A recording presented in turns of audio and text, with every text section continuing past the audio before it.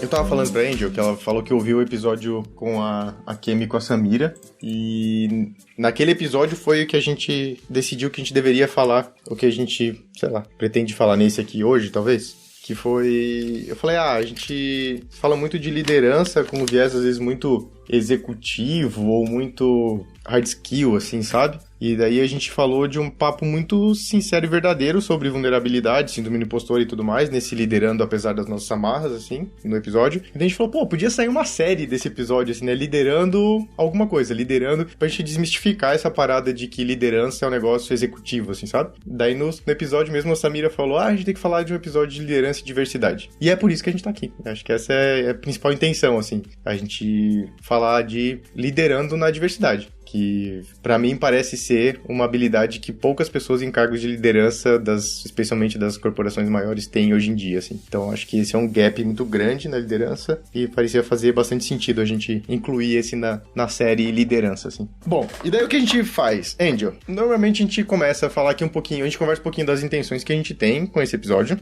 do que falar. Eu acho que eu trouxe um pouquinho da minha, que é essa intenção de que a gente tem um gap de capacidade de liderar para diversidade, de uma forma mais hegemônica nas organizações, vamos dizer assim, de forma mais geral, assim. E eu gostaria de falar, sobre isso, assim, o que a gente precisa desenvolver, que habilidades e capacidades a gente precisa desenvolver, que limitações a gente precisa reconhecer como liderança, para que a gente possa dar um próximo passo na direção de diversidade, inclusão e tudo mais, assim. Eu acho que essa seria, para mim, a minha intenção nesse papo. Eu queria ouvir de vocês também, qual a intenção de vocês para hoje. Posso começar eu, então?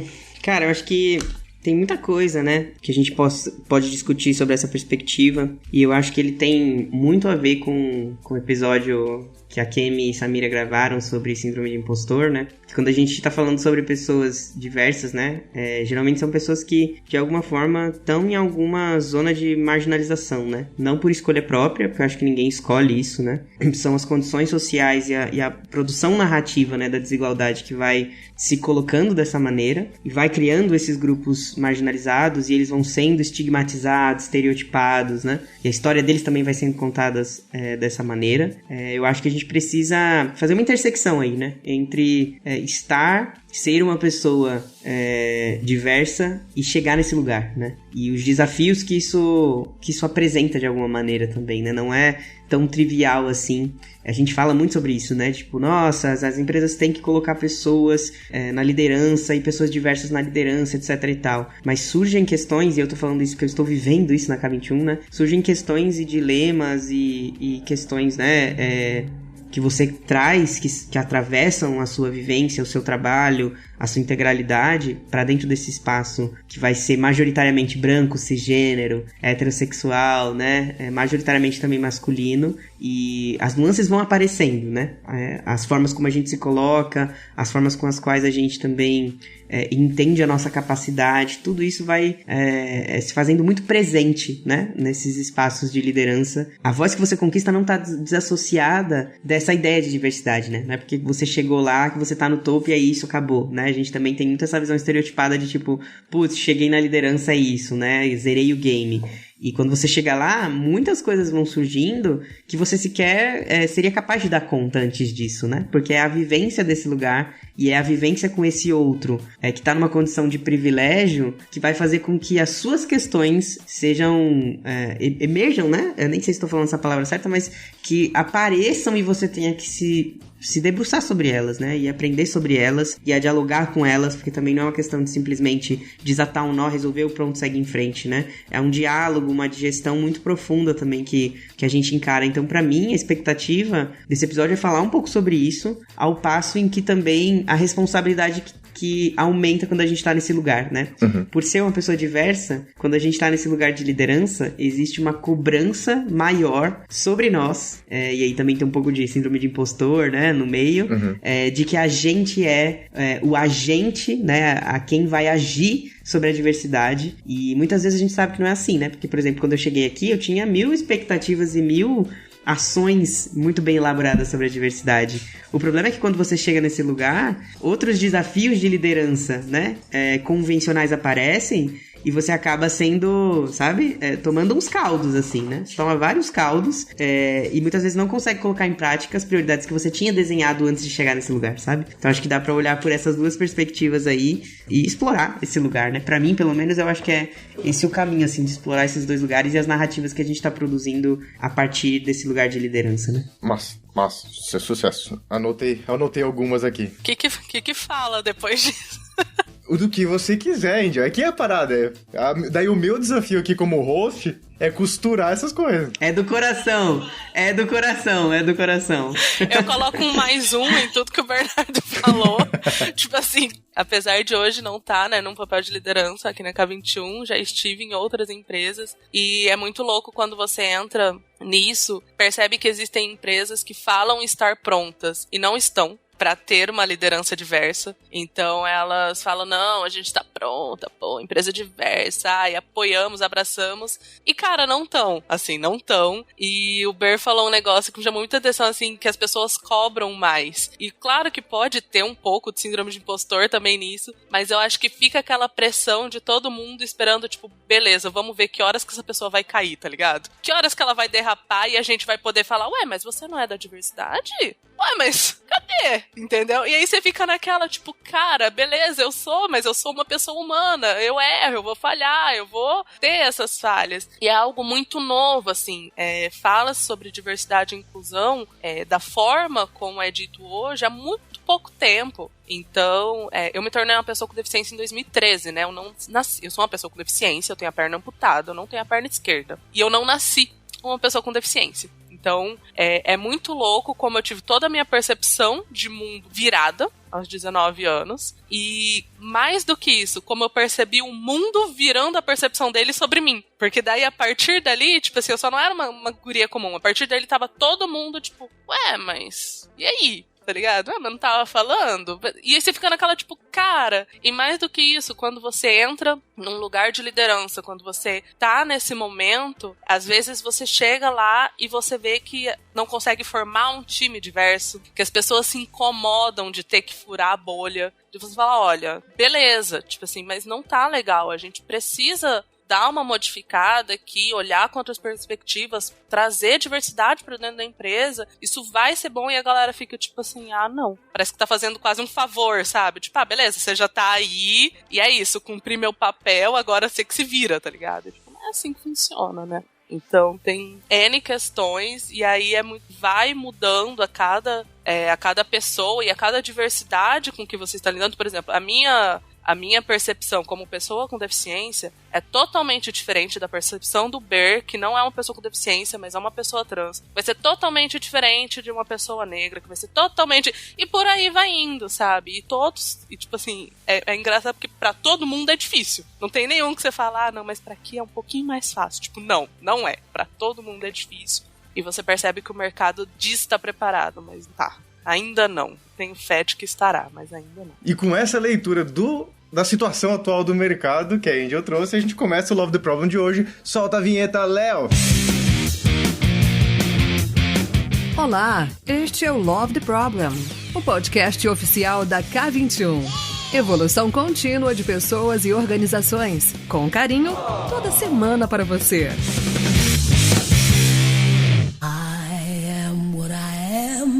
I am my own special creation.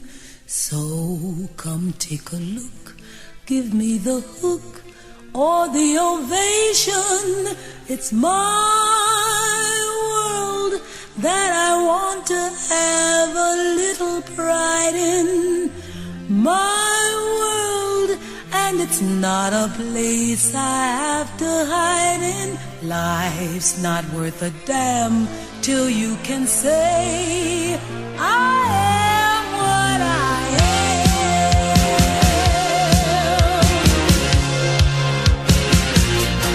boas-vindas a você a mais um Love the Problem.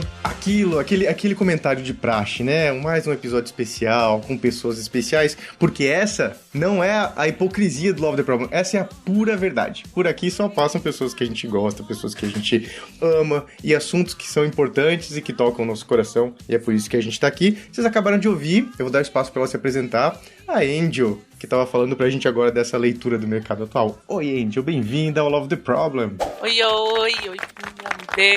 pessoal. Emocionadíssima, meu primeiro Love the Problem. Bom, eu sou a Angel Magalhães, sou analista de performance na K21. É uma mulher branca, cisgênera e uma pessoa com deficiência, né? Eu sou uma pessoa adaptada, não tenho a perna esquerda e tô aqui hoje com essa galera incrível pra gente falar desse tema que é muito, muito, muito importante e que precisa ser dito. Vamos colocar um pouco do bode na sala hoje e falar sobre diversidade. Muito bem, muito bem. E compondo aqui o nosso episódio, ele que já participou de vários episódios aqui, inclusive de um episódio muito especial, que é o episódio número 100, né? A gente tem marcos aqui na nossa história do Love the Problem, e o episódio de número 100 foi um marco aqui. Bernardo Gonzalez, muito bem-vindo novamente, B. Bem, obrigado, Panda. Tô aqui muito honrado, né? Participar desse podcast é sempre uma grande sensação de honra, né? E responsabilidade também, né? Ao mesmo tempo, tenho me questionado muito sobre essa coisa, né, de se apresentar assim, né, e muito a partir da perspectiva da integralidade, sabe, eu sou o Bernardo, cara, né, todas as outras coisas são coisas que falam sobre mim, mas ao mesmo tempo não dão conta dessa complexidade, né? Então, eu sou o Bernardo, espero contribuir aqui para esse episódio a partir das vivências que eu já tive, das vivências que eu tenho e nesses desafios em relação à liderança, né? Então, bora lá, vamos viver esse episódio, vamos viver isso juntos. Tô ansioso já. Muito bom, muito bom. Você falou esse negócio de apresentar, né? Esses dias eu me apresentei pela primeira vez como pai da Elisa, cara. Sensacional, né? Ah, é muito bom. Foi a novidade aí nesse tempo. Sabe, mudou assim, daí eu tinha lista de coisas pra falar. Daí quando eu falei pai da Elisa, eu falei, vou parar aqui, que já tá bom. Isso. Esse já tá bom. O meu momento agora, o meu momento do Panda é o Panda pai da Elisa. Assim. É o principal. Assim.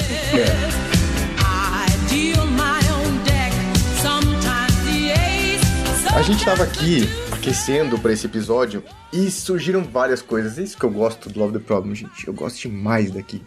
Porque essa ideia pra esse episódio nasceu no episódio com a Kemi e com Samira, sobre liderando apesar das nossas amarras, onde a gente falou da perspectiva de liderança menos estereotipada naquele C-level, homem branco de meia idade, cis hétero, que é o recorte que normalmente é hegemônico no que a gente entende como liderança ou auto-executivo de uma organização. E a gente falou de liderança, vida real, assim, pessoas num papel de liderança, né? E no finalzinho do episódio eu falei que ele era um episódio que abria portas para muitos outros. E eu me comprometi a fazer uma série sobre liderança nessa perspectiva. E o episódio de hoje, provavelmente, o título do episódio vai ser Liderando na Diversidade. Mas eu fiquei pensando se o na era a expressão correta para colocar ali no meio, mas a gente podia falar de liderança diversa ou liderando para a diversidade. Vai ser qualquer coisa nesse espectro que envolva liderança e diversidade e como essas coisas se cruzam. Não vou limitar aqui que vai ser liderando na diversidade, vai ser onde a gente for, navegando na intersecção entre esses dois temas, que eles são totalmente conectados. Se você ainda não percebe a conexão entre esses dois temas, sugiro fortemente que você fique nesse episódio até o final, porque se você ainda não percebeu a conexão entre esses dois, espero que a gente consiga te trazer alguma perspectiva para que você possa acionar esse gatilho na sua mente em que essas duas coisas estão totalmente conectadas, não só com o momento atual, como de forma atrasada no mercado de trabalho e certamente necessária para o trabalho do futuro. Então, convido você a ficar até o final do episódio com a gente aqui. E eu gostaria de, talvez, começar com um dos últimos pontos que a Angel trouxe, pelo fato de que esse recorte que eu falei que é hegemônico na liderança, ele é o que representa, talvez, esse nível executivo, é um recorte de muito privilégio do qual eu faço parte, em boa parte dessa característica que eu trouxe, né? Eu acho que de tudo que eu falei ali, eu só não sou um homem de meia idade ainda, mas todo o restante eu sou um homem branco hétero, cis e cristão de classe média, e daí isso vai acumulando uma sequência de privilégios que envolvem isso, assim, né? Esse último ponto que a Angel trouxe me fez muito levar ao olhar de múltiplas visões de mundo e múltiplas vivências de mundo, né? O como a diversidade traz, necessariamente junto com ela, lugares de vivência muito específicos e muito individuais. E que a gente tenta, às vezes, dentro das organizações, padronizar e criar uma expectativa de profissional dessa maneira, ou de liderança dessa maneira. E o como é necessário fazer um esforço consciente para incorporar essas múltiplas visões e vivências dentro do nosso dia a dia e tornar padrão não um tipo de experiência de vivência, mas tornar padrão essas múltiplas visões e vivências. Que o nosso mundo seja de múltiplas vivências e não de uma única específica que a gente considera como a ideal para um trabalho ou ideal para a liderança, assim, né? Então, o meu convite pessoal é para pessoas que se reconhecem em posições de privilégio, assim como eu me reconheço, é entender que existem múltiplas visões e essas vivências têm que fazer parte do nosso dia a dia. A nossa história não é a história. A nossa história não é a principal história. A nossa vivência só compõe uma parte dessa vivência complexa que é a humanidade. Então, o meu convite para você que está nesse lugar de privilégio é: lembre-se disso. A gente só compõe um pedacinho dessa história. Dado isso, dado esse mini discurso aqui, que ou eu conquistei as pessoas para ouvirem, ou eu espantei as pessoas daqui, espero que você continue ouvindo. O B trouxe lá no comecinho do nosso esquenta aqui, um olhar onde traz um viés, infelizmente, ainda de marginalização, quando a gente fala de diversidade, né? Inclusive, um tempo atrás eu aprendi com a Maísa Fonseca, um beijo, Maísa, a expressão do grupo socialmente minorizado, né? Onde ele não necessariamente é um minoritário, de quantidade especificamente falando, mas que a gente, como estrutura social, minorizou. E, automaticamente, a gente marginalizou. Então, como faz agora, B? Para que a gente, como estrutura social, que marginalizou um monte de vivência, a gente se vê agora no momento em que a gente precisa incorporar essas vivências todas agora. Que a gente, conscientemente ou inconscientemente, dentro da nossa estrutura, marginalizou por tanto tempo, assim. Cara, eu acho que essa brincadeira começa muito trazendo um ponto aqui que me é muito precioso, né? E eu gosto muito de falar sobre ele, embora eu tenha a sensação que as pessoas entendem pouco sobre isso, né? Mas que a gente, pra mim, a primeira coisa, assim, né? Pra mim, o primeiro caminho, a primeira coisa que a gente precisa fazer é mudar o nosso jeito de pensar, né? O tal do mindset, né? E por que eu tô dizendo isso? Porque o nosso mindset, ele tá pré-programado, ele foi pré-programado pra gente não lidar com a diferença. A gente vive em função dessa falácia que é a igualdade, dessa falácia que é a ideia de consenso, né? E em todos os lugares que a gente olha, a gente se dá com essa narrativa, né? E por que eu tô falando falácia da igualdade? Porque a gente não é igual, nós nunca seremos iguais. E isso não deveria ser um problema, né? E a gente ouve muito por aí, né? Ah, porque todos são iguais, todos são humanos. Sim, todos são humanos, mas a nossa organização social foi nos conduzindo para um lugar de desigualdade social a partir dessas diferenças. E lê isso justamente para fomentar o capitalismo. Então, quando a gente faz um discurso revolucionário de dizer, bora lidar com essa diferença e lidar com as especificidades e parar de querer igualdade, mas sim buscar caminhos de equidade, caminhos em que a gente cria ações específicas para pessoas específicas, aí a gente está colocando todo mundo num lugar de mais conforto, de mais integração. Então, acho que a primeira coisa que a gente precisa fazer é mudar esse jeito de pensar e parar de buscar essa igualdade com essa perspectiva de que somos todos humanos, porque isso é meio óbvio, né? Embora não tenha sido óbvio o tempo inteiro, né? Ao longo da nossa história, por exemplo, aqui no Brasil, a gente sabe que não foi óbvio, né? Pessoas negras foram colocadas em situação de escravas, as mulheres foram proibidas de jogar futebol durante sei lá quantos anos, né? Existia um decreto que proibia essa participação das mulheres no futebol, né? E no esporte como um todo. Então, a gente não pode esquecer dessa história e agora vir com essa bandeira branca do tipo somos todos iguais, porque a gente sabe que isso não se concretiza na realidade, né? A realidade que a gente vive hoje, ela é fruto desse processo histórico e fruto da política, fruto da economia, fruto dessas narrativas de gênero, da produção de gênero, né? Que de alguma maneira suscitam uma série de desigualdades. Então acho que a gente tem que parar de achar que a gente vai chegar nesse lugar de igualdade, porque essa ideia de igualdade é que é o problema, né? Tá lá na Constituição Federal, a gente busca isso, mas ela é um problema, porque a lei não é igual pra todo mundo. Porque a lei não funciona pra todo mundo da mesma forma. Porque as pessoas são diferentes, né? E a gente lida muito mal com essa ideia da diferença, né? E a minha sensação é de que a gente mudando essa perspectiva e passar a lidar com a diferença como uma potência e não como uma fraqueza, né? Porque hoje tem essa divisão, né? Se cria divisões, né? Tem brancos contra negros, contra pessoas pretas, pessoas trans contra pessoas cisgênero. Não é esse pra mim o caminho, né? Pelo menos a minha opinião muito particular é essa. Não é esse caminho de cisão, esse caminho de abismo que vai resolver esse problema. Ao contrário, a gente tem que conviver com pessoas que são diferentes da gente, porque justamente é essa convivência e é entender essa diferença que pode nos levar a um caminho de conseguir, de fato, concretizar e efetivar ações da diversidade, né? Porque o que eu vejo muito acontecendo por aí é coloca a diversidade num balaio só, como se fosse uma coisa só, e aí traz a ideia, uma noção de respeito, porque a gente tem que respeitar, porque a gente tem que respeitar, né? E aí todo mundo fica com a sensação de que sabe, né? Porque, poxa, eu sei respeitar as pessoas, às vezes não, né? Mas todo mundo fica com essa sensação, eu sei respeitar o ser humano, né? E não olha para suas nuances, não olha para sua estrutura, não olha para a organização social, né? Não tem uma visão mais macro sobre tudo isso e tá sempre partindo desse pressuposto de que, não, eu vou respeitar porque se respeitar o ser humano é isso, eu vou respeitar todo ser humano, seja ele quem for, e na prática a gente não percebe isso porque o cara não sabe mesmo, né? Ele foi sempre ensinado a respeitar, mas a respeitar quem? A respeitar sempre o mesmo tipo de pessoa. Porque quando é outro tipo de pessoa, aí você começa a ver que talvez o respeito ele tenha sempre, ele é direcionado para alguns grupos de pessoas e não para todos, né? E é justamente me parece esse ser um caminho de muita potência, sabe? De olhar pra diferença, se incomodar com ela, porque isso é sobre incômodo também. A gente vai se incomodar com o que é diferente da gente, e é óbvio que sim, e que bom que sim. E a partir desse incômodo, ao invés de criar essa divisão, né, do tipo eles e nós, é criar esse caminho de ponte. Cara, o que eu posso fazer lá? Porque no final é um ser humano de fato, né?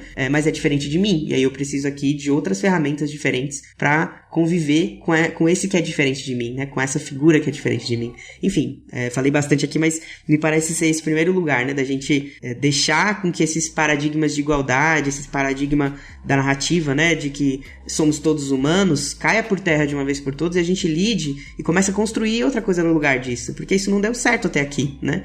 Abraçar a diferença, né? A gente tem muito de repelir. E me chamou muita atenção, né? O Ber falou do respeito e as pessoas ficam, não, mas eu respeito. Gente, mas respeitar é o mínimo. É o mínimo que você tem que fazer é respeitar, sabe? E a gente ainda percebe que quando se fala sobre diversidade, eu respeito, mas...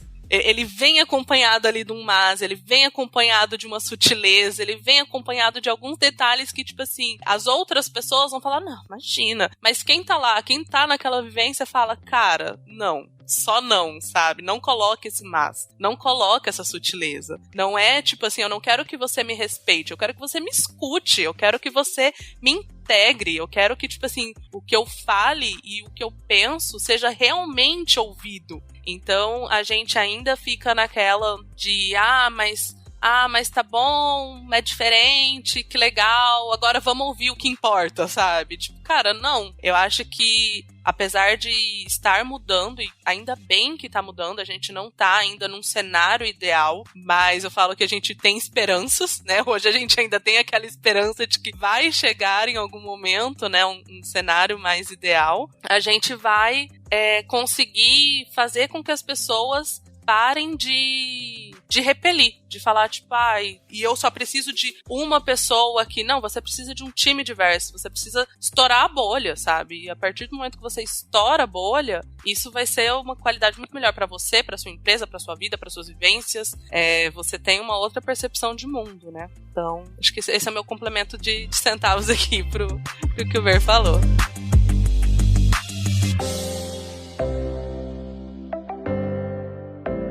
Esses dias eu li um livro que... Deixa eu pegar a referência exata aqui do livro. O nome do livro é Sou Puta Doutor. É um livro de um cara chamado Yuri Marques Peçanha. E por que eu lembrei desse livro aqui, né? Porque o B falou sobre quem é que conta essas histórias, né? E nesse livro aqui é uma pesquisa do Yuri Marques Peçanha sobre a prostituição no Brasil, especificamente, eu acho, no Rio de Janeiro, um recorte bem específico do Rio de Janeiro e tal. E ele traz no livro histórias daquelas pessoas que ele entrevistou. O que eu achei de mais valioso, assim, pra mim, né, que fui explorar um pouco desse universo pelo livro, é que ele deu voz pras pessoas que estão lá. Não foi uma análise dele sobre aquilo que estava acontecendo. Ele tem, logicamente, no final do livro, afinal de contas, esse foi um trabalho que ele fez pro trabalho de conclusão de curso dele de Direito, mas no final ele fala os pontos dele, dele, que eu achei muito, muito relevantes também. Porém, o livro me cativou porque são as pessoas contando. As pessoas estão tendo a voz. Então, cada pessoa com sua característica diferente que ele traz no livro, cada capítulo é uma entrevista com uma das pessoas, assim. E traz esse espaço de que elas puderam contar suas histórias em relação à prostituição, assim, né? E eu quis trazer esse ponto porque, além de ser um tabu pra gente falar, então, pô, se o Panda fala sobre prostituição no Love the Problem, eu posso falar sobre diversidade, talvez, de uma forma mais tranquila dentro da minha organização, que talvez seja muito menos tabu do que a gente falar de prostituição, assim, né? Total. Mas a riqueza que foi desmistificar ou diminuir a marginalização que a gente construiu socialmente em cima das pessoas que vivem da prostituição pra dar espaço pra ouvir as histórias de cada uma delas, assim. E, cara, daí você pega a parada, no caso aqui do livro, né, a prostituição, e coloca ela de lado um pouquinho, porque ali você tá ouvindo a pessoa. E quando a Angel falou que as empresas não estão prontas, né, esse sentimento que a gente tem que as empresas não estão prontas pra diversidade, pra mim um dos pontos que pega muito é esse espaço mesmo de quem tá contando a história da diversidade dentro das organizações, sabe? Isso é uma interpretação de uma pessoa, de um grupo de pessoas que tá imerso dentro desse tema, ou na verdade a gente tá falando de diversidade de uma forma tão aberta dentro de uma organização que as pessoas que fazem parte desses grupos socialmente minorizados têm espaço para elas contarem suas próprias histórias. E isso para mim é uma parada que tem pegado muito nesse viés de tipo, será que as empresas estão preparadas? Para mim, um sinal de que uma empresa tá ainda dando os primeiros passos ela não ter espaço para que essas pessoas contem as suas próprias histórias, para que essas pessoas tenham sua voz, tenham suas histórias ouvidas, assim, sabe? E aqui eu falo de um papel tanto de liderança, de um grupo diverso, como de trazer pessoas diversas pro cargo de liderança. Porque é o seguinte, eu não tô preparado para ouvir histórias diferentes da minha. Como é que eu faço para liderar um grupo desse? Primeiro ponto, ouve essas histórias, né? Dá voz das pessoas, começa por esse pequeno passo, assim, né? Traz essas pessoas para contarem suas próprias histórias, suas próprias vivências. E as pessoas que estão indo para cargos de liderança, que tiveram esse espaço conquistado, né? Que muitas vezes acabam tendo, infelizmente, as suas vozes caladas, não tão diretamente assim, dizendo, você não tem espaço aqui, mas ficam talvez exaustas de conseguir falar e ter esse espaço ativamente, porque existe toda uma cobrança, uma questão de perfeição, de pressão, que a Angel trouxe lá no comecinho, mas que a gente fala também, tem um problema nosso aqui, que tem um texto sobre perfeição do Rafa Albino, vou deixar o link no nosso backstage, k21.link/lovetheproblem, vou deixar o link do livro também, lá pra vocês, que mostra muito desse esforço, assim, né, tipo, o esforço da perfeição, porque você já conquistou um lugar, né? Conquistou um lugar que representa, talvez, vozes de muitas pessoas que ainda não chegaram lá. Mas o quanto ainda a gente tem as empresas com um sistema de opressão para essas vozes, né? Eu acho que talvez seria um ponto que eu queria aprofundar com vocês, assim, né? Nossa, gente, o tema complexo e que dá pra gente falar de diversas perspectivas, né? E quando a gente fala sobre essa ideia de ouvir as outras histórias, né? Eu diretamente lembro de um TED da Chimamanda, não sei se alguém conhece, se vocês conhecem, mas se não conhecem, fica aí a dica da Chimamanda, né? Eu não sei pronunciar o resto do nome dela, mas vou tentar aqui. Então, Ngozi Adichie, mas se vocês procurarem por Chimamanda e o TED dela que tem o nome de O Perigo de uma Única História, O Perigo de uma História Única, a gente cai justamente nesse lugar, né? E aí tem isso virou um livro, né? Ela traduziu isso num livro, né? Para que mais pessoas tivessem acesso a isso. E tem um trecho que me toca profundamente, né? Que é quando ela diz assim: a história única cria estereótipos. E o problema com os estereótipos não é que eles sejam mentira, mas que são incompletos. Eles fazem com que uma história se torne a única história. E esse é o problema, né? Quando a gente não ouve outras, não dá espaço para outras pessoas, né? Ou quando a gente constrói uma narrativa também, aí acho que fazendo um paralelo bem importante, quando a gente faz uma história e constrói uma história em que... E aí todo mundo aqui acho que já entendeu, né, no Love the Problem, que eu sou bastante anticapitalista, embora esteja imerso no capitalismo e fale muito sobre essa incoerência, né? Mas eu ainda acredito numa sociedade que possa sim ser construída com uma outra base, que não essa que necessariamente funciona a partir da desigualdade que é o capitalismo, né? Mas que a gente consiga construir uma história em que a diversidade não precise ser algo que a gente vai vender para fora das empresas, né? Porque, por exemplo, em junho a gente vê isso acontecendo aos bandos, assim. A gente sabe que diversidade é um tema aquecidíssimo no mercado, mas ele é aquecido sempre até a segunda parte, né? E aí, pra mim, quando a gente tá falando de liderança e de uma única história, essa liderança tem que romper com essa única história, com esse estereótipo de mercado que quer ser diverso e vender a diversidade, mas sem envolver prioridade e custos nisso, e aí eu chego aqui numa máxima que é: se você quer liderar com diversidade, para a diversidade, com a diversidade, né? Qualquer artigo aqui, conjunção que a gente pudesse colocar, você tem que liderar a partir da estratégia. Porque a diversidade é sobre estratégia. É sobre a gente criar ambientes de inovação. É sobre a gente criar vantagens competitivas de mercado e para produzir outros mundos. Porque a gente também aqui não está dizendo... Ser anticapitalista não significa que a gente tá dizendo que a gente tem que voltar, viver sem energia elétrica. Não é sobre isso, né? É sobre usar essa estratégia de forma consciente e usar o mercado a favor de uma sociedade que é menos poluidora, que é menos opressora, que é mais equânime, né? É usar isso a seu favor, né? E não contra você, né? Não é que aqui é um Bernardo só rebelde falando dessa perspectiva como se nada fosse, né? Eu sei o que está envolvido por trás disso, né? E eu não tô abrindo mão de algumas coisas que a gente conquistou enquanto humanidade, né? A energia elétrica é uma delas, por exemplo, né? A internet é outra delas, né? Mas a gente também vai precisar liderar com orçamento, ou como gostam de dizer por aí, tal de budget, né? Tem que ter orçamento, gente. Como é que tu vai fazer diversidade sem ter nenhum orçamento? Ou, vamos colocar aqui um orçamentinho pequeno, né? Porque o que a gente dedica de orçamento para outras verticais, né, de negócio, que agora a gente tá falando muito sobre isso, né? Nem tô falando da K21 aqui, mas a gente dedica muito dinheiro para outros orçamentos e coloca isso, né, no jogo e de forma estratégica quando a gente não faz isso com diversidade, né? Aí quando, por exemplo, eu sou muito acionado no mês de junho, faz uma palestra. Quanto que é o cachê? R$300. Poxa vida, né? Significa que você vai chamar outras pessoas, você vai pagar esse mesmo valor, que não serve de absolutamente nada para quem tá fazendo esse trabalho, que é um trabalho intelectual de décadas. Não é que eu estudo isso ontem, estudo isso há décadas. Desde que eu tô na faculdade eu estudo esse tema, né? E a gente não vê a liderança se preocupando com o orçamento e colocando esse orçamento na mesa, porque isso é colocar um bode na mesa do tipo, cara, precisa de um orçamento adequado. Se a gente quiser fazer as coisas do jeito transformador e inovador, precisa de um orçamento adequado e precisa colocar a mão no bolso, né? Porque essas pessoas também, e no final a gente tá falando sobre redistribuição desse dinheiro, né? Uhum. Redistribuição de renda para pessoas que estão ali também vendendo o seu serviço, né?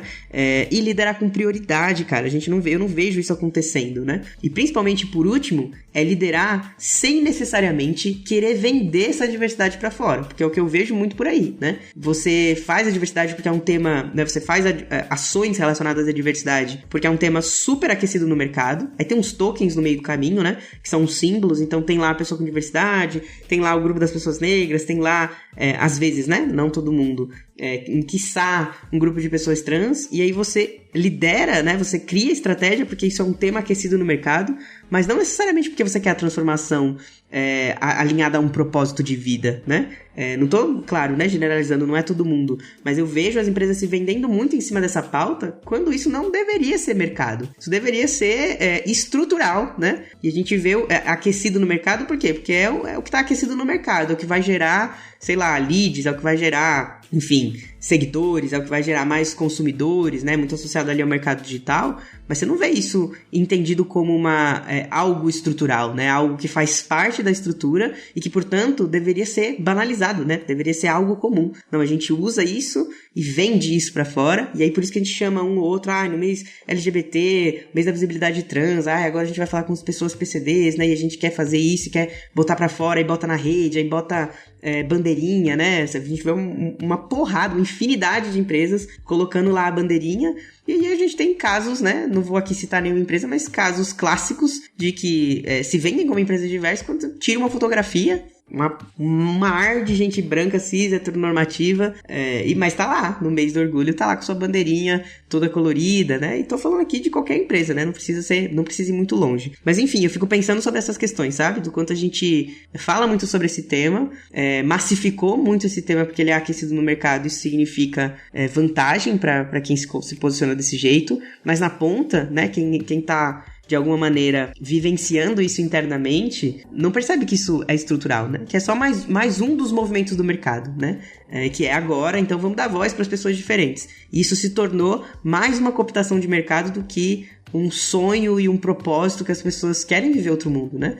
Enfim, aí eu fico sempre nessa reflexão, sabe, Panda, de como que a gente lida com isso, né? O que a gente faz com isso? Como que a gente torna isso estrutural e não a bola da vez do mercado, sabe?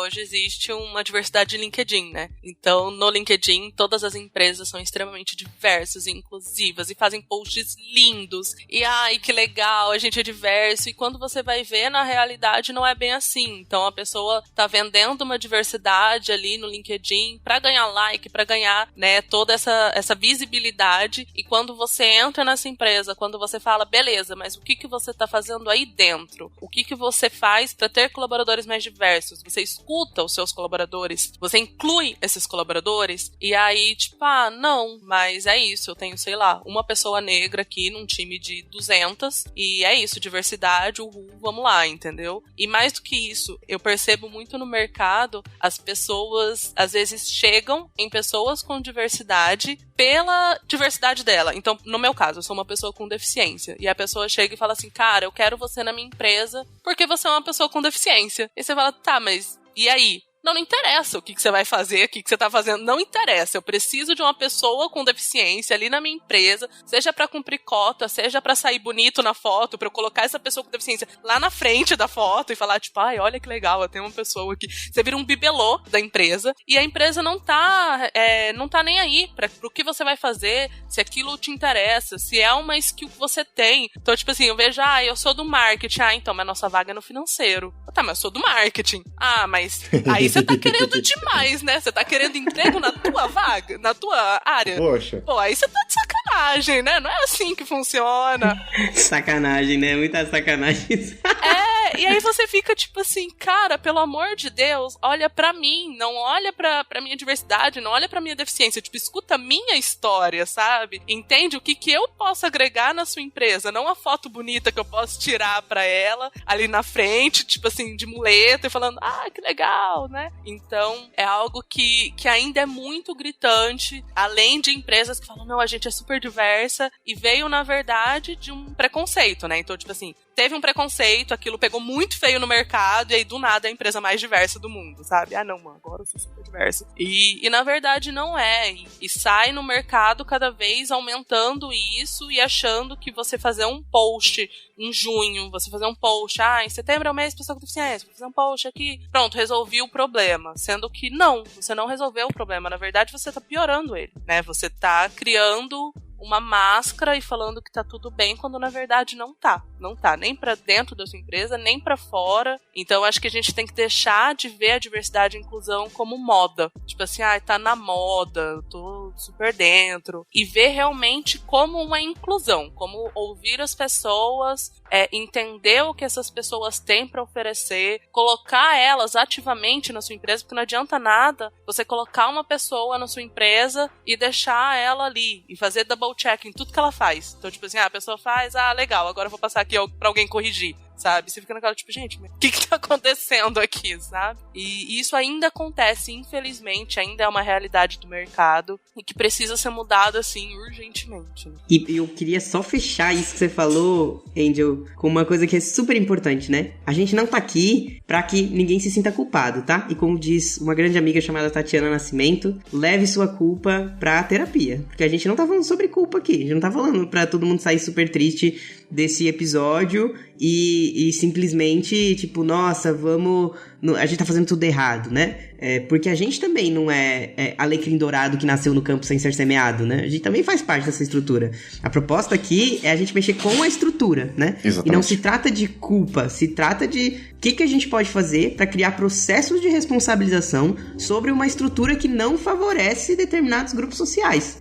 E é um trabalho que não é só dos grupos minorizados, né? É um trabalho de todas as pessoas, porque isso beneficiaria todas as pessoas. Então, é a gente entender que a gente tá falando de estrutura, não de, claro, né, de ações que alguma empresa fez ali que não deu certo. Não é sobre isso, né? Não deu certo, é isso. Melhoria contínua, né? Melhoria contínua, foco no cliente, o que quer que seja aqui que a gente possa trazer pra essa brincadeira, né? Mas é lembrar que é estrutural e que, portanto, dá um trabalho danado desconstruir essa estrutura e colocar outra coisa no lugar, né? Isso demora muito tempo. Só que a gente tá perdendo tempo às vezes concentrando tudo que a gente tem, toda a nossa energia, em ações que não vão mudar muitas vezes, né? A estrutura, elas só vão reforçar uma estrutura e o que o capitalismo tá adorando, gente. Porque no final das contas, é isso, a estrutura tá lá intacta e, vamos fazer aqui uma açãozinha de colocar, não tô dizendo que não é importante, tá? Mas vamos fazer aqui uma açãozinha de colocar agora a rota do caminho toda colorida, pô, tipo, né? Você olha e fala, cara, né? Que massa e tal, que legal que tá acontecendo, mas quem que impacta no final das contas, né? O que muda?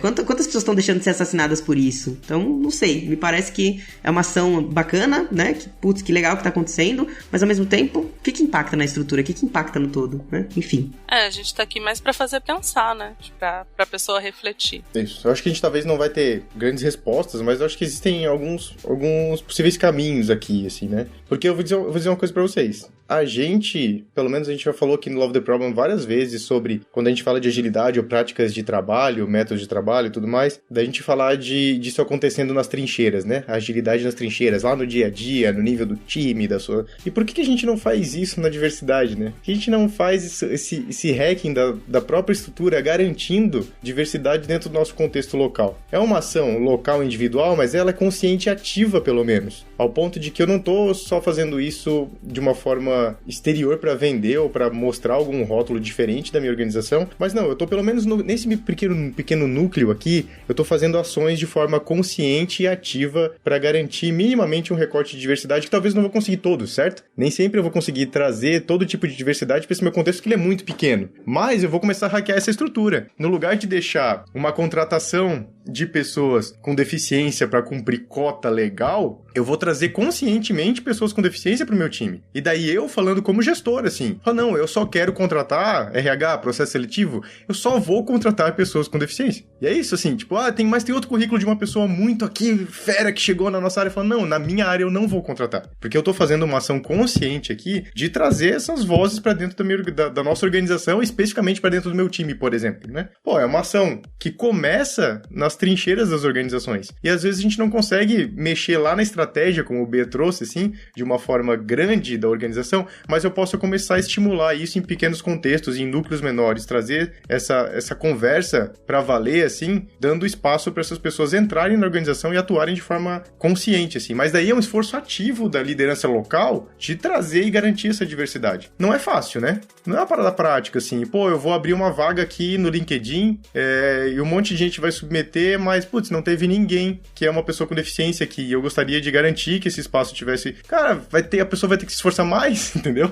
Talvez o LinkedIn não seja suficiente, talvez você tenha que contratar um headhunter para ir atrás de pessoas específicas com essa característica que você quer, talvez você tenha que encontrar projetos, grupos, núcleos, comunidades, pessoas que ajudem a encontrar essas pessoas para trazerem pro seu time, assim, sabe? Mas isso, para mim, é um esforço consciente, é um esforço que traz essa discussão para uma realidade, de fato, que não fica só no discurso. E isso é uma estratégia que a gente pode usar, porque a gente faz isso com Scrum, com Kanban, a gente faz isso com inovação, a gente faz isso com modelos novos de gestão, com uma gestão mais humanizada, com gestão horizontal, com autogestão. A gente vive fazendo pequenos experimentos, a gente vive fazendo hacking dentro das organizações para trazer essas práticas, para mostrar o valor disso. E por que a gente demora tanto para fazer isso com diversidade, né? Eu sei, como uma pessoa cheia de privilégios, que existe uma coisa muito diferente nesse ponto, né? E quando eu garanto isso, eu estou destruindo uma estrutura que me privilegia. Talvez isso seja uma dor. Talvez esse seja um assunto muito complicado para você lidar nesse momento. Mas daí, como o B trouxe, a gente leva para terapia, né? Se você ainda não faz, é bom você começar a fazer. Daí você leva esse problema que você tem com seus privilégios lá para terapia. A minha querida terapeuta sabe lidar bastante com isso. Um beijo para você. Mas é isso, gente. É isso, sabe?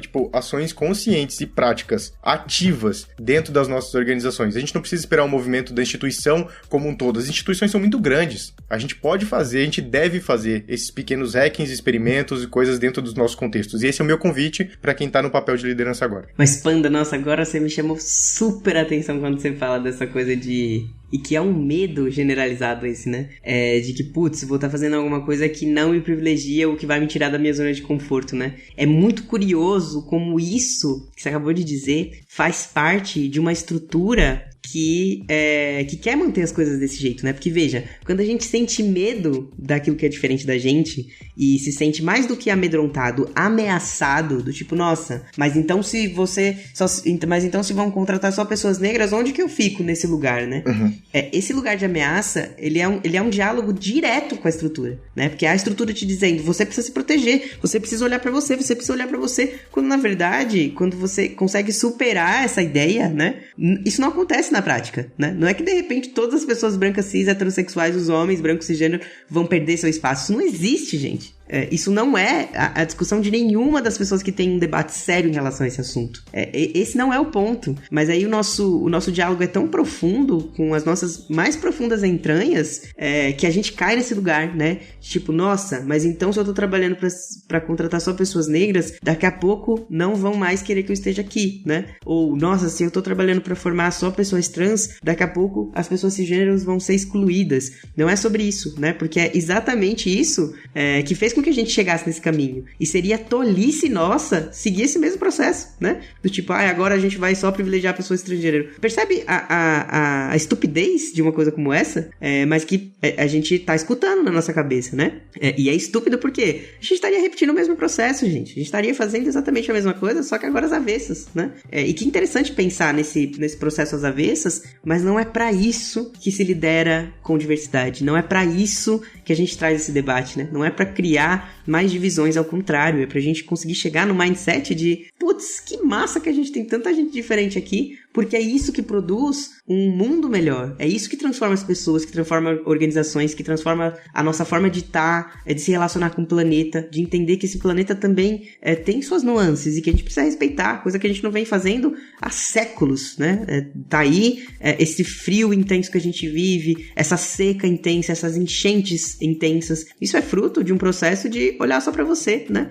E quando a gente olha pro todo e a gente consegue de alguma forma girar 360 e dar a responsabilidade aos devidos lugares, a gente tá falando de uma outra sociedade muito potente, né? Que as pessoas se criam autonomia, criam responsabilidade, criam pensar antes de tomar certas atitudes, né? E eu trago um exemplo clássico, gente. A gente há, sei lá, 30 anos atrás, a gente fez um caralho de um buraco gigantesco na camada de ozônio, né? A gente fez um buraco gigante no negócio e falou, fizemos, né? Por quê? Porque a gente usava um gás em eletrodomésticos, né? E aí a parte do Bernardo Física, tá, gente?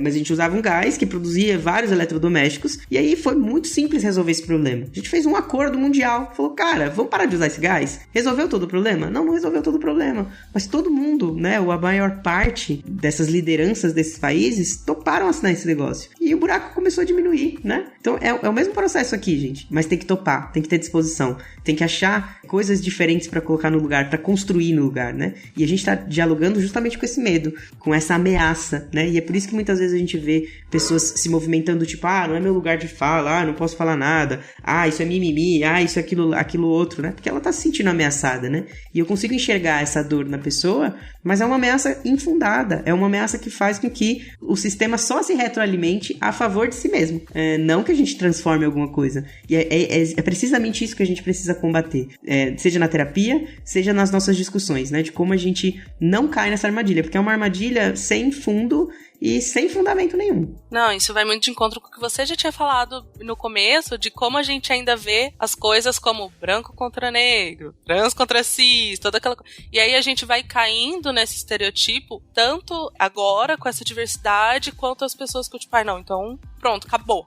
o mercado pra mim. E na verdade não. E quando a gente fala sobre diversidade e inclusão nas empresas, é uma coisa que eu converso muito com o Ber, a gente não... É muito difícil você chegar e falar, cara, é isso, e pronto. Porque não é assim que funciona, o mundo não é assim. Então a gente tem que chegar, todo mundo dar a mão e falar, cara, vamos construir um lugar melhor? Vai ser fácil? Não, vai ser muito difícil. Porque a gente tá quebrando uma barreira. Quando a gente fala, tipo assim, que nem você falou, Panda, de algo que vai tirar meu privilégio, Então, tipo assim, na verdade não, a gente tem que aprender junto, tanto a pessoa que tá levando essa diversidade falando, cara, tá tudo bem, isso não vai acontecer, quanto a pessoa que tá lá e falar, ok, não vai acontecer, então vamos juntos e isso tornar realmente uma consciência coletiva, sabe? E não é fácil. Não é fácil, é muito difícil quando você percebe que às vezes o seu privilégio machuca outra pessoa, Uhum. e aí você tem que abrir um pouco de mão dele. Você fala, tipo, olha, eu vou abrir mão porque eu sei que está machucando pessoas. Mas se eu abrir mão, talvez eu me machuque. E agora, o que eu faço? E na verdade não é isso. Você não vai se machucar. Você vai estar ajudando pessoas, você vai estar ajudando a organização. Então, quando a gente fala sobre esse assunto e traz o bode na mesa e fala, olha, precisamos falar sobre diversidade e inclusão, precisamos realmente ser diversos e inclusivos, não só fazer posts e afins, não é na questão de vamos apontar dedos, vamos cortar cabeças, vamos tirar todo mundo que é contra, e é isso, acabou, o mundo é nosso. Tipo, cara, não.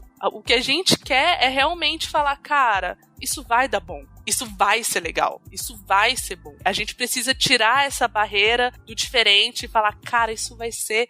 Gente, pode falar palavrão aqui? Qual coisa, Léo? Vai ser do caralho, tá ligado? Então, tipo, eu ainda vejo muito esse medo, tanto das pessoas quanto das empresas. E aí ficam naquela, depois a gente vê isso. E, tipo, cara, não, abraça, abre, olha os olhos, abre pro mercado, abre pro mundo, escuta essas pessoas. E então, ainda há muito a ser feito, ainda há muito a ser aprendido. Mas eu acho que sim, o primeiro passo é falar, cara, beleza, eu quero. E agora? E a partir de agora, entendeu? Acho que quando você tem o eu quero, é o ponto principal. Porque errar, a gente vai errar. Eu vou errar, o Ber vai errar, você vai errar, todo mundo vai errar, as empresas vão errar. E tá tudo bem. Errar rápido e aprender rápido. Isso vai acontecer.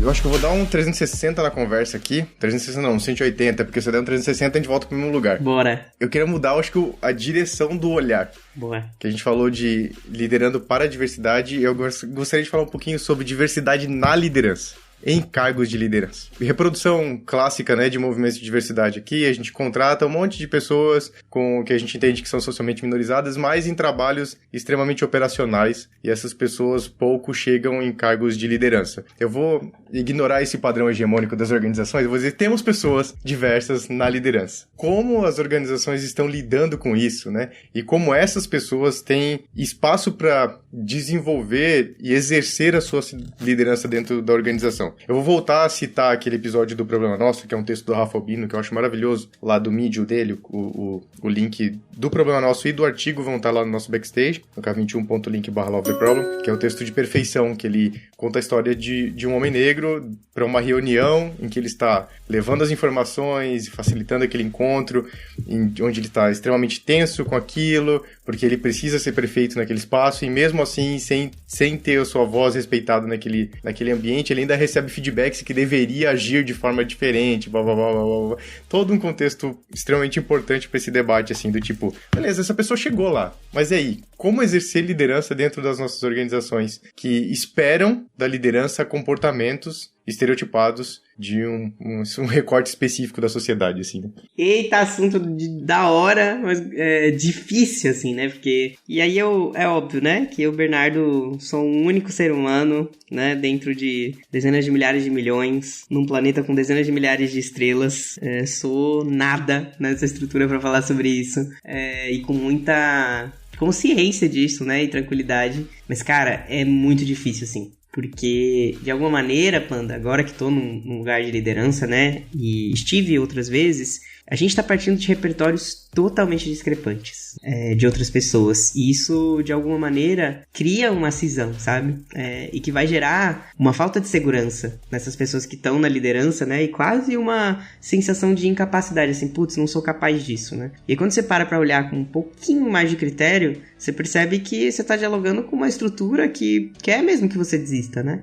E que vai te pedir coisas que você não tem como dar, né? Então, eu acho que quando a gente tá falando de pessoas na liderança, é claro, não é diminuir a régua das pessoas, né? Não é diminuir a régua de grupos marginalizados, mas veja, né? Parece até meio lógico quando a gente traz assim. Vou falar especificamente de pessoas trans, tá? As pessoas trans estão sendo assassinadas. A maioria de nós sequer consegue terminar o ensino básico, né? Eu tô falando o quê? De ensino médio. A maioria de nós, por não ter ensino médio, também não consegue ingressar no ensino superior. Ou tá fazendo EJA, ou tá correndo atrás, né? E esse correr atrás é um tempo que a pessoa cisgênero que teve acesso a tudo isso já tá lá na frente, cara, né? É uma corrida injusta por si só, né, estruturalmente injusta.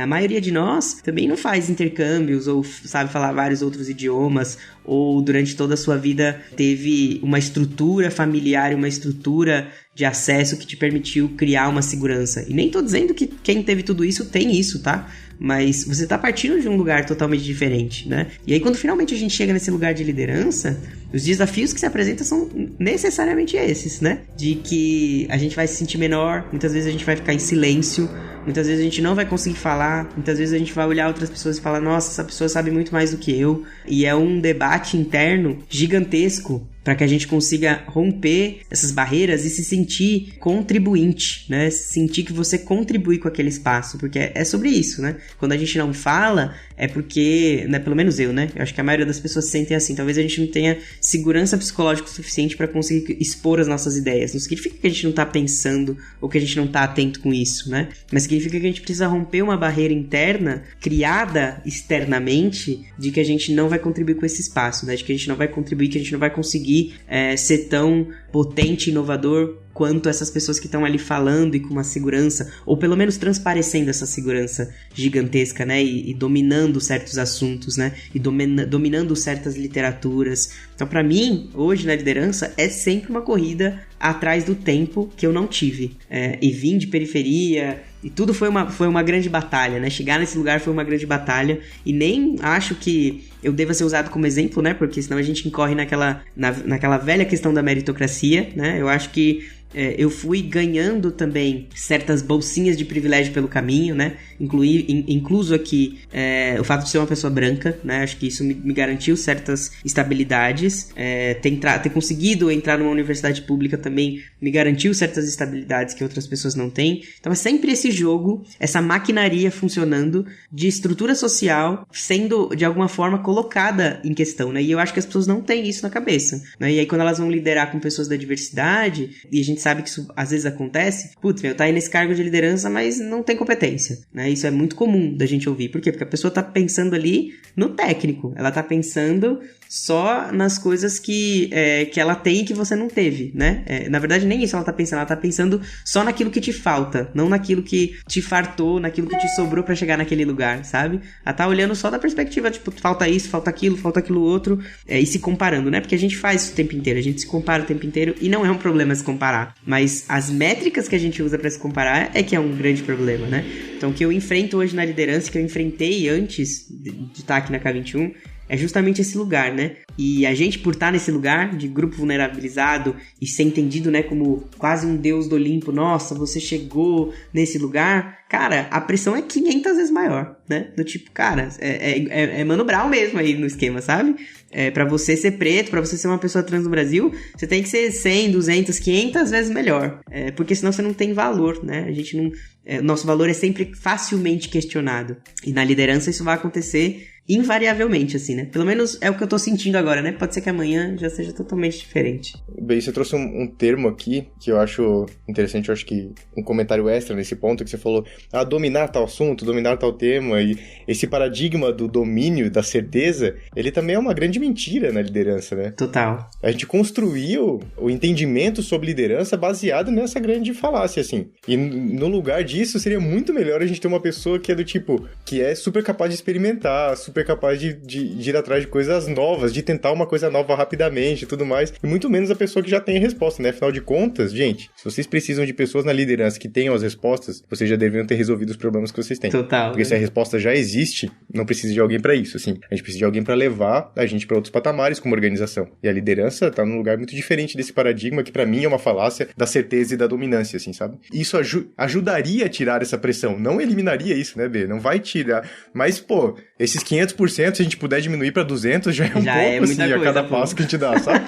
Então, vamos tentar também evoluir esse paradigma, esse entendimento que a gente tem sobre liderança, né? Não, total. Eu tava aqui pensando, meu Deus, que privilégio estar aqui ouvindo essa conversa do caralho, entendeu? Tipo assim, muito, muito boa. Mas é muito louco, porque quando você tá numa posição de liderança, parece que você tá, e você, né, é uma pessoa na diversidade, parece que você tá o tempo todo tentando conquistar o respeito. Você tem que conquistar o respeito de outras pessoas que estão na liderança, você tem que conquistar o respeito do seu time, você tem que conquistar o respeito da organização, e é algo que quando você vê uma pessoa que vem de um privilégio, já homem branco, cis, não, toda aquela questão, ele já chega lá com aquele respeito. Tipo, ele não tem que batalhar por aquele respeito. E parece que o tempo todo você tem que estar brigando pra, tipo, ok, sabe? Eu não tô aqui só por isso, só por aquilo. Tipo, cara, eu tô aqui porque, porra, eu mereci, eu sou bom, eu conquistei, né? Tipo assim, então parece que o tempo todo, acho que é o que a gente até tinha comentado no começo, o tempo todo você tá ali se provando e as pessoas estão olhando, tipo, caralho, será que vai errar? Que hora que vai errar? Quando? Como? E deslizou, sabe? Então, é algo que a gente ainda vê pouquíssimas pessoas em posição de liderança. Infelizmente, ainda é a exceção. Tipo assim, não é totalmente difícil e tudo mais, e tanto que você fica, né, o que o Ber falou, você fica naquela, meu Deus, você conseguiu, caramba, como que você fez esse feito mágico? E tipo, cara, não deveria ser assim, né, tipo assim, não deveria ser algo que seja tão exceção, principalmente você ter que brigar por algo que não deveria estar lá, você brigar por respeito, você brigar por ser ouvido, é algo que ainda precisa mudar. As pessoas ainda precisam trocar esse mindset e falar, beleza, eu não preciso forçar essa pessoa, eu não preciso testar ela o tempo todo, né? Você fica, tipo, testando a pessoa, tipo, mas isso aqui, e aquilo ali, e nananã. Cara, não, sabe? Só abraça e é o que a gente falou, né, gente? Eu tô dando só uma contribuição de centavos que eu acho que vocês arregaçaram, mas, tipo assim, é só abraça e transforma isso no melhor que você pode transformar pra sua empresa e pra sua equipe, porque você só tem a ganhar. Mas sabe, Angel, essa coisa que você fala, assim, eu acho que é mais do que abraçar, é essa coisa de... Essas pessoas precisam estar atentas às armadilhas que elas mesmas caem, assim, sabe? Acho que é esse processo de responsabilização, assim, sabe? Mais do que criar uma receita de bolo ou um caminho de como isso deve ser feito, eu acho que é estar atento pelo caminho, né? E porque, aí é muito Paulo Freire, né? A gente é incompleto por natureza, né? A gente é um projeto de incompletude, né? O avesso disso gente não é um projeto de prontidão, né? A gente não tá pronto e a gente nunca vai estar, e tá tudo bem não estar pronto, né? Exato. E eu acho que a gente tem muita dificuldade de lidar com as nossas incoerências, assim, né? Essa coerência, principalmente pro mercado, ela é uma coisa quase que absorta, assim, né? Quase que você vai ser, sei lá, rola um ostracismo, assim, né? De quem é incoerente. E pra mim é a nossa grande vantagem, é do tipo olhar pra alguma situação e dizer, putz, incoerente. O que a gente vai fazer com isso? Deixa o negócio habitar você, né? Estar em você. Porque essa incoerência, ela faz parte da vida, né? E é a partir dela que a gente consegue criar caminhos de inovação, criar caminhos de... Aquele incômodo, né? Aquele desconforto é a chave que vai te levar para lugares outros, assim, que você nem imagina que são possíveis, né? Então, é isso, assim, né? Tipo, pra qualquer coisa, tá, gente? Não só na liderança. Acho que na liderança o caminho que se desenha é isso, cara. Eu tô incomodado com esse negócio aqui. O que eu vou fazer com isso? Como que eu vou gerenciar isso com essas outras lideranças? Porque você nunca lidera sozinho, né? Você tá sempre em contato, em relação com outras lideranças, e eu acho que é isso, assim, pegar esse incômodo e traduzir ele na maior potência possível, e de que nada é pessoal, né, porque às vezes a gente pessoaliza muito. Quando a gente tá nesse cargo, a gente entender que nada é pessoal, né, se o outro tá falando alguma coisa pra você de líder pra líder, de liderança pra liderança, muito provavelmente, se você escutar aquilo confiando na outra pessoa, você vai chegar em lugares que você sequer imagina que são possíveis, assim, e quase zerar o game mesmo, né, e de aprender a lidar com as nuances, assim, né? De escutar, de lidar com você mesmo, porque é um processo de lidar consigo mesmo, né? É sempre em relação ao outro, mas é em relação a ti também. Acho que é muito isso, assim, né? De lembrar, principalmente quem tá na liderança, sendo ela uma de liderança diversa ou não, gente não é um projeto de prontidão. Pessoas são incompletas, serão sempre incompletas, e a nossa força mora justamente nessa incompletude, assim.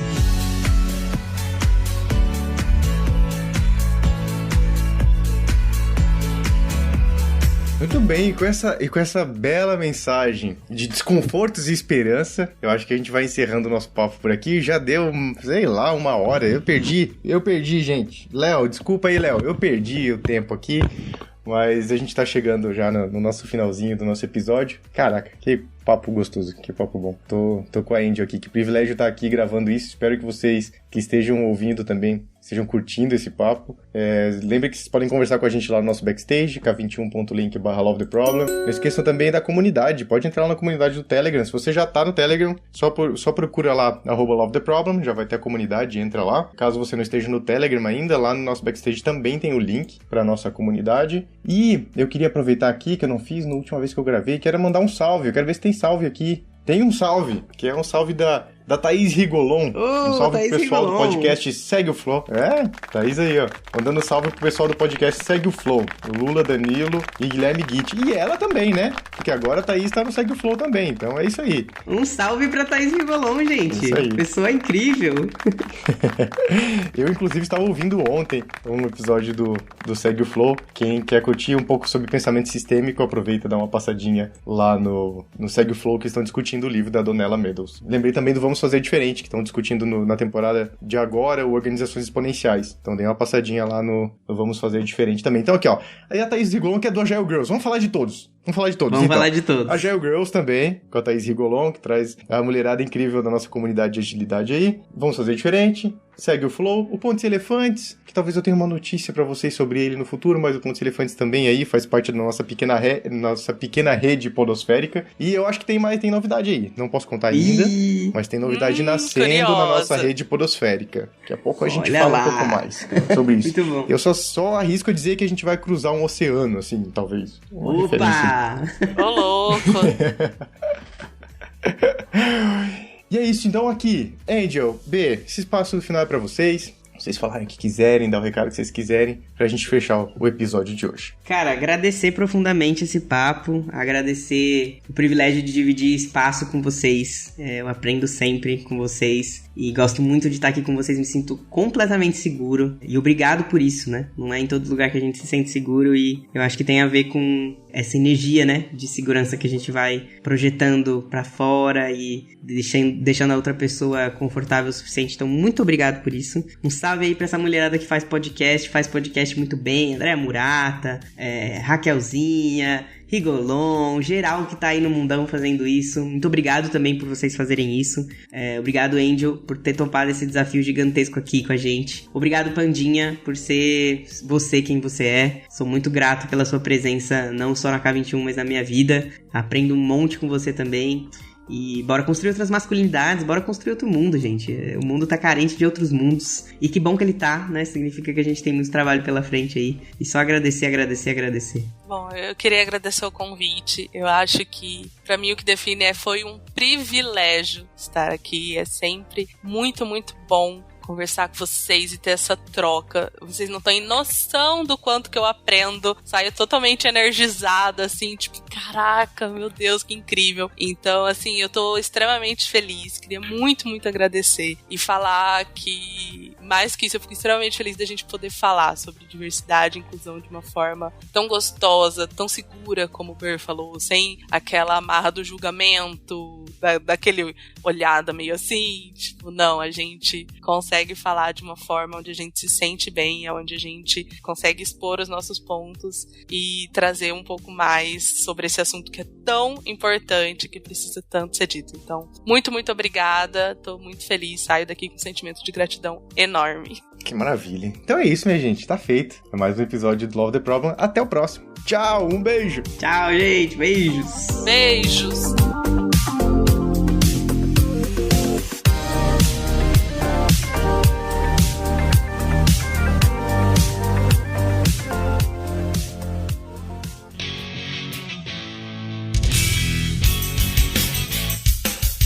Este foi mais um episódio do Love the Problem, o podcast oficial da K21. Se você curtiu, compartilhe, inscreva-se no seu agregador de podcasts favoritos e espalhe conhecimento por aí. Procure por Love the Problem nas redes sociais e deixe seu comentário ou sugestões. Até o próximo!